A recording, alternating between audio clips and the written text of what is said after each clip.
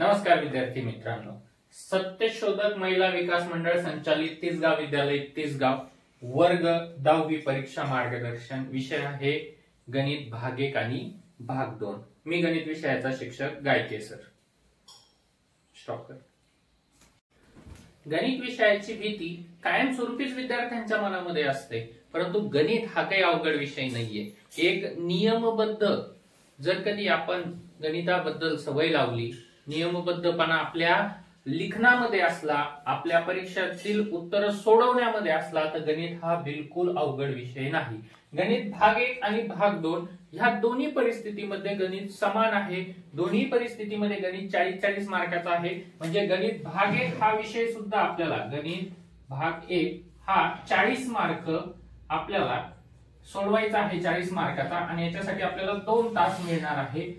Same परिस्थितीमध्ये गणित भाग 2 विषयासाठी सुद्धा आपल्याला गणित भाग 2 हा जो विषय आहे याच्यासाठी सुद्धा आपल्याला 40 गुण आहे, 40 मार्क आहे, याच्यासाठी सुद्धा 2 तास मिळणार आहे। म्हणजे भाग 1 चे 40 मार्क, भाग 2 चे 40 मार्क आणि राहिलेले जे 20 मार्क आहे, ज्याला आपण तोंडी परीक्षा किंवा प्रॅक्टिकल परीक्षा म्हणतो, असे 10 मार्क आणि 10 मार्क, म्हणजे आपण त्याला म्हणूया तोंडी परीक्षा, तोंडी याचे दोन्ही विषयाचे मिळून 10-10 म्हणजे 20 मार्क, असा एकूण 100 मार्काचा आपल्याला गणिताचा पेपर वर्ग 10वी साठी देण्यात आलेला आहे।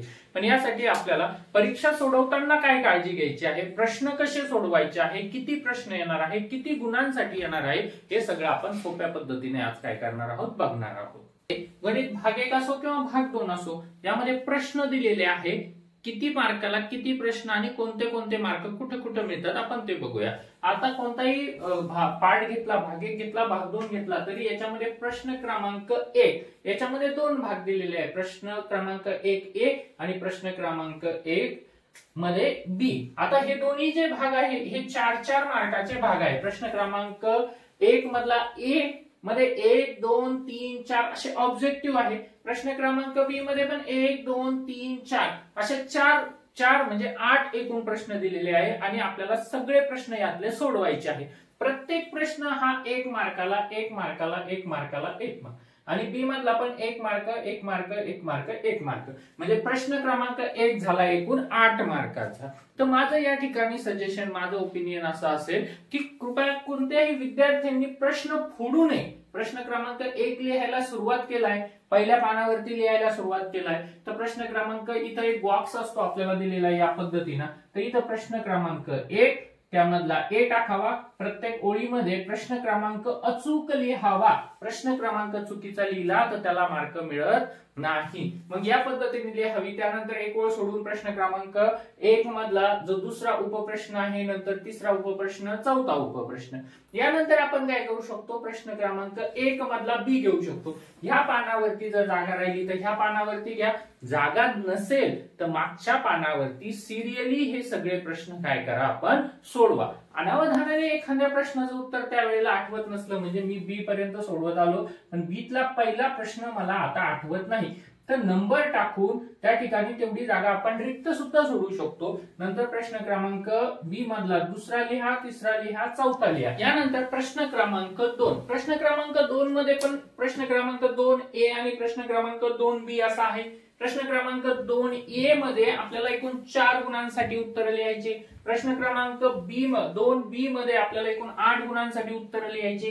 प्रश्न क्रमांक 2A जर कधी पाहिला तर हा कृती पूर्ण करा, म्हणजे असे बॉक्स दिलेले असणार आहे, आपल्याला गणित सोडवून दिलेलं आहे, मग त्यामध्ये काहीतरी रिकामे बॉक्स दिलेला आहे आणि प्रत्येक याच्यामध्ये 4-4 बॉक्स रिकामे येणार आहे। म्हणजे एक बॉक्स भरला की आपल्याला 8-10 गुण या ठिकाणी मिळणार आहे, दुसरा बॉक्स भरला की आपल्याला तिथं 8-10 गुण या ठिकाणी मिळणार आहे। असे किती प्रश्न दिलेले आहेत, प्रश्न 1, 2 आणि 3 दिलेले आहेत, पण 3 पैकी आपल्याला किती सोडवायचे, फक्त 2च सोडवायचे आहे। म्हणजे आपल्याला किती मार्काचं सोडायचं आहे, 4 मार्काचं। मग आपण इथं फक्त 2 जे आपल्याला बरोबर येतात, जे प्रॉपर ज्याच्याबद्दल माहिती आहे, ज्याचे सूत्र आपल्याला प्रॉपर माहिती आहे, असे कोणतेही 2 सोडवायचे, जेणेकरून आपल्याला 4 गुण मिळतील. प्रश्न क्रमांक 2B मध्ये आपल्याला एकूण प्रश्न दिलेले आहे 1 2 3 4 आणि 5 सांगितलेले, कोणतेही 4 सोडवा. पण इथं कृती दिलेली नसते, इथं मूळ प्रश्नच दिलेले असतात आणि ते आपल्याला स्टेप बाय स्टेप सोडवायचे असतात. याच्यामध्ये विद्यार्थी मित्रांनो काय करायचं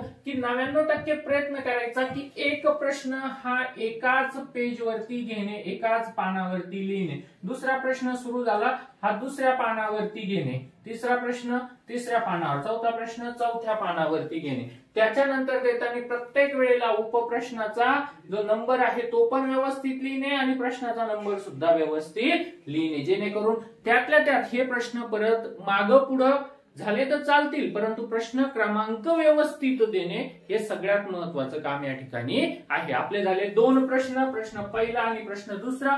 प्रश्न पहिला होता 8 मार्कासाठी, प्रश्न दुसरा आहे 4 आणि 8 12 मार्कासाठी. म्हणजे पहिला प्रश्न 8 मार्क, दुसरा प्रश्न 12 मार्क, म्हणजे एकूण 20 मार्कांसाठी हे 2 प्रश्न आहेत. यानंतर प्रश्न क्रमांक 3. प्रश्न क्रमांक 3 हा जवळजवळ प्रश्न क्रमांक 2च्याच स्वरूपाचा आहे. प्रश्न क्रमांक 2 मध्ये पण ए होता कृती पूर्ण करा, पण तिथं 2 कृती आपल्याला पूर्ण करायच्या होत्या. इथं मात्र एकच कृती पूर्ण करायची आहे. तिथं प्रत्येक कृती 2 मार्काला होती, पण इथं एकच कृती आपल्याला 3 मार्काला दिली. 3 मार्काला दिली याचा दुसरा अर्थ काय होतो की आपल्याला कोणत्याही एका कृतीमध्ये 6 बॉक्स भरायचे आहे. 6 रकाने आपल्याला पूर्ण करायचे आहे. असे जे बॉक्स दिलेले आहे असे एकूण किती येतील आपल्याला एका प्रश्नामध्ये 6, आणि प्रत्येक बॉक्स हा अर्ध्या मार्काला असेल. त्याच्यामुळे आपल्याला फक्त बॉक्सच नाही लिहायचा, तर पूर्ण गणित लिहून त्यातले बॉक्स पूर्ण करायचे आहे. म्हणजे ह्या 2 पैकी आपल्याला किती सोडवायचे आहे, फक्त 1. त्यानंतर या प्रश्न क्रमांक 3 मधला जो बी आहे तो बी आहे 6 मार्कासाठी. हे फक्त प्रश्न दिलेले असतात आणि आपल्याला पूर्ण प्रश्न सोडवायचे असतात स्टेप बाय स्टेप. तर मग यासाठी आपल्याला दिले किती आहे एकूण, तर 1 2 3 4 आणि सोडवायचे किती आहे, फक्त 4 पैकी 2. म्हणजे प्रत्येक प्रश्न हा 3 मार्कांसाठी 3 गुणांसाठी या ठिकाणी दिलेला आहे आपल्याला. प्रत्येक स्टेप याची सुद्धा अर्ध्या गुणालाच असते. प्रत्येक स्टेप किती गुणांना असणार आहे, अर्ध्याच गुणाला असणार आहे. म्हणजे ह्या 4 पैकी आपल्याला फक्त 4 पैकी किती सोडवायचे आहे, तर फक्त 2च सोडवायचे आहे. प्रत्येकी किती गुण आहे, तर 3 गुण या ठिकाणी आपल्याला दिलेले आहेत.